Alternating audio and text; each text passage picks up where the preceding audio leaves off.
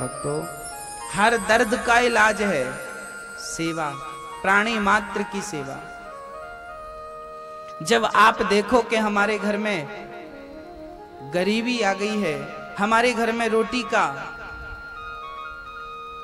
जुगाड़ नहीं है, हमारे घर में रोटी की भी व्यवस्था नहीं है, तब क्या करना चाहिए? तब किसी के पेट भरने का विचार करना चाहिए, किसी भूखे को भोजन देने का विचार करना चाहिए। जब आप भूखे को भोजन देंगे तो आपके घर में रोटी की व्यवस्था भगवान करेगा। जो दूसरों के लिए जीता है ना, उसकी सारी व्यवस्थाएं भगवान करते हैं, और जो स्वयं अपने पेट भरने में ही लगा रहता है भगवान से दूर हट जाते हैं। तू स्वार्थी है, भगवान परमार्थी के हैं, स्वार्थी के नहीं। इसलिए परमार्थ किया करो, सेवा किया करो, है ना। व्यास जी महाराज ने 17 पुराण लिखे, शांति नहीं मिली। नारद जी ने कहा महाराज भागवत की रचना करिए, संतों की सेवा करिए। नारद जी बोले मैं पिछले जन्म में दासी का बेटा था, मैं पिछले जन्म में दासी का बेटा था। मेरी माँ बर्तन धुलती थी, मेरी माँ घर घर पोंछा लगाती थी, मेरी माँ जूठन खाती थी, जूठन मुझे खिलाती थी। एक दिन मेरे गांव में कुछ संत आ गए। मेरे गांव में जब वो संत पधारे, मैंने संतों की बहुत सेवा करी, संतों की सेवा करी। संतों के पांव दबाना, संतों के चरणों की सेवा करना मेरा काम हो गया था। 4 महीने तक मैंने संतों की खूब सेवा करी। अब जब वो संत जाने लगे तो उन संतों ने मुझे एक मंत्र दिया, मैं उस मंत्र का जाप करने लगा। मैं उस मंत्र का जाप करने लगा। अचानक मेरा मन हुआ कि मैं संतों के साथ जाऊं। मैं भी संतों के पीछे पीछे जाने लगा। दौड़ी दौड़ी मेरी माँ आ गई, महाराज मेरे बच्चे को मत ले जाओ, क्योंकि इस बच्चे के लिए तो केवल माँ ही सहारा है, और इस बूढ़ी स्त्री के लिए मेरा बेटा ही सहारा है, आप इसे मत ले जाओ। महात्माओं ने मुझे समझाया। नारद जी बोले मैं छोटा सा था, महात्माओं ने मुझे समझाया कि बेटा माँ बाप की सेवा करना भगवान की भक्ति है, आप माँ बाप की सेवा करो।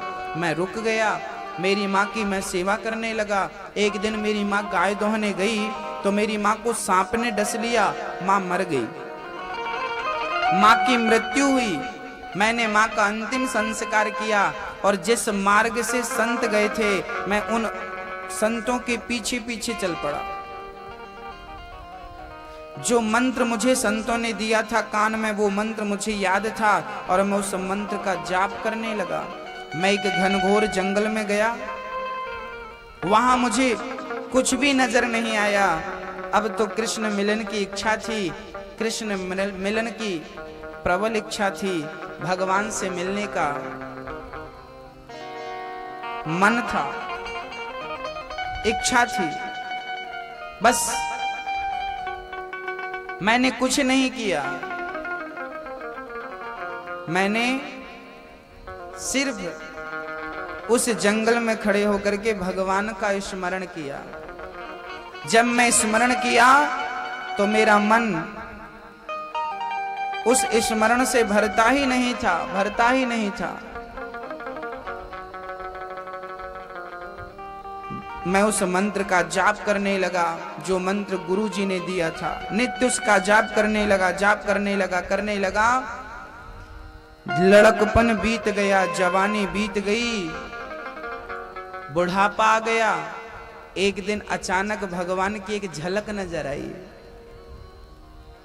मैंने भगवान को देखा। जैसे ही भगवान दिखाई पड़े मैं गदगद हो गया, भगवान के श्री चरणों में गिर गया। थोड़ी ही देर में वो भगवान की छवि अंतर्धान हो गई। मैं व्याकुल हो गया, प्रभु कहाँ हो। मैं व्याकुल होकर के मछली की तड़पने लगा। मुझे तड़पता हुआ देख भगवान ने आकाशवाणी करी, पुत्र इस जन्म में तू मेरा दर्शन नहीं कर सकता, अगले जन्म में तू मेरा दर्शन कर सकता है। मैंने पूछा कि प्रभु तपस्या मैंने इस जन्म में करी है, अगले जन्म में मुझे दर्शन क्यों? इसी जन्म में दर्शन दो। भगवान बोले कि इस जन्म में तूने जितनी तपस्या करी है, मुझे पाने के लिए उतनी तपस्या पर्याप्त नहीं है। मैंने एक झलक तुझे दिखा दी, अगले जन्म में मैं तुझे दर्शन दूंगा। भक्तों, पास होने के लिए बच्चों को कम से कम 33 नंबर चाहिए होते हैं, 33। 10वीं क्लास का एग्जाम बच्चों ने दिया, पास होने के लिए कम से कम 33 नंबर चाहिए। और आपके 80 नंबर बन जाएं, 90 नंबर आ जाएं तो गजब की बात है, अच्छी बात है। लेकिन कम से कम 33 तो हो। जैसे पास होने के लिए कम से कम 33 नंबर चाहिए है, ऐसे भगवान को पाने के लिए कम से कम भक्ति तो होनी ही चाहिए। इतनी भक्ति हो कि कण कण में ईश्वर नजर आने लगे। कम से कम इतनी भक्ति तो हो कि माँ बाप में भगवान नजर आने लगे। कम से कम इतनी भक्ति तो हो कि अतिथि में ईश्वर नजर आने लगे। कम से कम इतनी भक्ति तो हो कि गुरुजनों में ईश्वर नजर आने लगे। याद रखना भक्तों, पत्थर में भगवान बाद में दिखता है, पहले इंसान में ही भगवान को देखना होता है। जो व्यक्ति इंसान में भगवान को पहचान लेता है, वो तो किसी भी पत्थर में छिप जाए भगवान, फिर तो हम पहचान ही लेंगे। यदि इंसान में पहचान गए तो फिर वो छिपा रहे, है ना, कहीं भी जाकर छिप, मैं तुझे ढूंढ लूंगा। लेकिन उसके लिए क्या चाहिए? उसके लिए भक्ति चाहिए, भक्ति की आंखें चाहिए, भक्ति ज्ञान वैराग्य के चक्षु चाहिए। अर्जुन को जब भगवान ने अपना विराट स्वरूप दिखाया ना, तब भगवान ने पहले अर्जुन को दिव्य चक्षु दिए थे, क्योंकि इस आंख से तू मेरा दर्शन कर नहीं पाएगा, इन आंखों से तू मुझे क्या देखेगा। भक्तों, यदि कभी हमारे सामने भगवान आकर खड़े भी हो जाएं, तो क्या आप उस भगवान को पहचान सकते हैं? क्या आप उस भगवान को देख सकते हैं? बोलो मैया, नहीं ना। एक संत जी भिक्षा लेने आए, भिक्षा लेने आए। मां भिक्षाम देही, मां भिक्षा दो। अंदर से मैया जी आई, महाराज जी आप थोड़ा रुकिए, मैंने बढ़िया सी खीर बनाई है, आपको खीर परोसती हूं। हाँ हाँ, महात्मा जी खड़े होकर इंतजार करने लगे। अंदर से मैया आई और बढ़िया सी खीर, खीर लो महात्मा जी, खीर खाओ। महात्मा जी ने अपना कमंडल आगे कर दिया, लो मां, मैया इसमें डाल दो। मैया खीर डालने लगी तो देखी कि कमंडल बहुत गंदा था। तुरंत उसने खीर रोक ली और बोली, महात्मा जी आपका कमंडल गंदा है, इसे ठीक तो कर लो, साफ करो, लाओ मैं धुल के लाती हूं। महात्मा जी बोले आप इसी में डालो। मैया जी बोली तेरा कमंडल खराब है बाबा, खीर बिगड़ जाएगी, स्वाद बिगड़ जाएगा। महात्मा जी बोले आप डालो। मैया बोली मैं नहीं डालूंगी, बड़ी मेहनत से मैंने बनाई, बादाम काजू डाली और आप बिगाड़ दोगे, बड़ी कीमती खीर है। महात्मा जी ने हंसते हुए बोला, मैया ये बता कि खीर ज्यादा महंगी है, खीर ज्यादा कीमती है कि भगवान का दर्शन ज्यादा कीमती है? क्या कीमती? मैया बोली, बाबा जी खीर तो तुच्छ है, भगवान का दर्शन ज्यादा कीमती है। तब महात्मा जी ने कहा, मां गंदे पात्र में, गंदे कमंडल में तू खीर नहीं डालती तो तेरे गंदे हृदय में भगवान कैसे आकर के बैठेगा? तेरे गंदे पात्र में ईश्वर कैसे विराजेगा? पात्र तो स्वच्छ होना चाहिए। और याद रखना, ईश्वर को बिठाने के लिए इससे बढ़िया पात्र कुछ नहीं हो सकता। ये वो पात्र है, हृदय हमारा, ये वो सिंहासन है जिस सिंहासन में हमें भगवान की प्रतिष्ठा करनी चाहिए, है ना, ये पवित्र होना चाहिए। ईश्वर को पाने के लिए कम से कम ये तो शुद्ध हो, कम से कम आंखें तो शुद्ध हो, कम से कम वाणी तो शुद्ध हो, कम से कम स्वभाव तो पवित्र हो, कम से कम आचरण तो अच्छे हो। इतने कम से कम बोल रहा हूं, कम से कम 33 नंबर तो हो आपके, तब तो आप ईश्वर को देख पाएंगे, ईश्वर से मिल पाएंगे, भगवान से।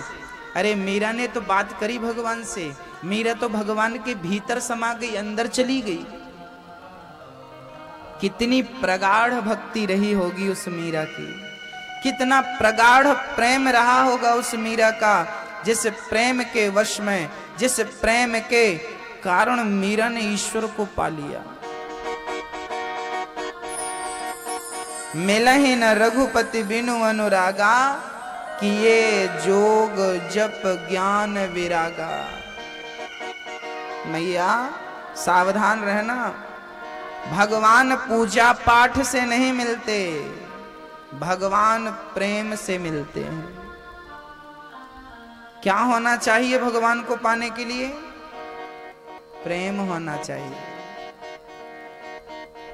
विद्यार्थी एग्जाम देने जाता है तो जो प्रश्न सामने आया है उसका उत्तर याद होना चाहिए, पर्ची नहीं, पर्ची से काम नहीं चलने वाला, याद होना चाहिए। याद होगा तुरंत लिख देगा, याद होना चाहिए। ऐसे ही बच्चे को तो याद होना चाहिए और आपको भगवान से प्रेम होना चाहिए। सारी पूजा सफल है यदि प्रेम से की गई है तो,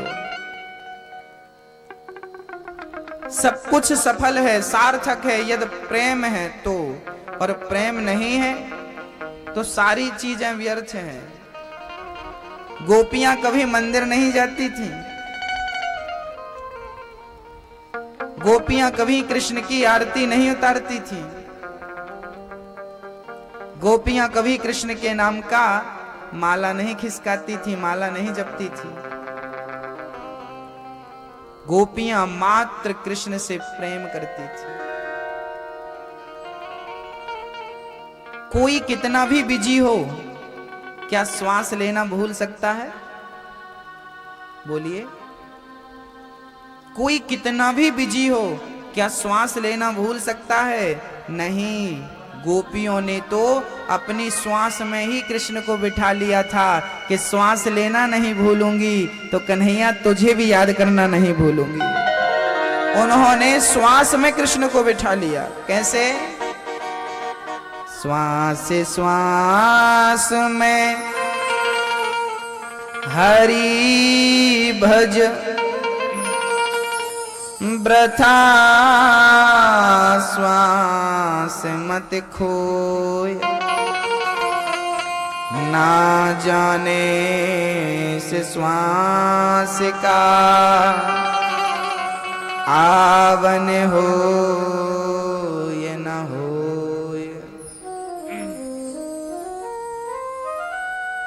श्वास श्वास में हरि भजो।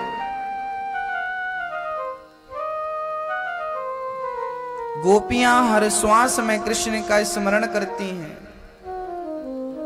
गोपियां हर श्वास में परमात्मा को देखती हैं, हर श्वास में। बस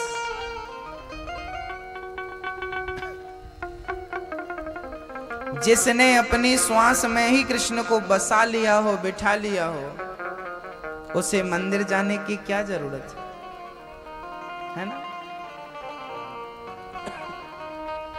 जो उठते बैठते खाते पीते सोते जागते कृष्ण का ध्यान लगाई हो, उस गोपी को, उस राधा को भला क्या जरूरत थी मंदिर जाने की?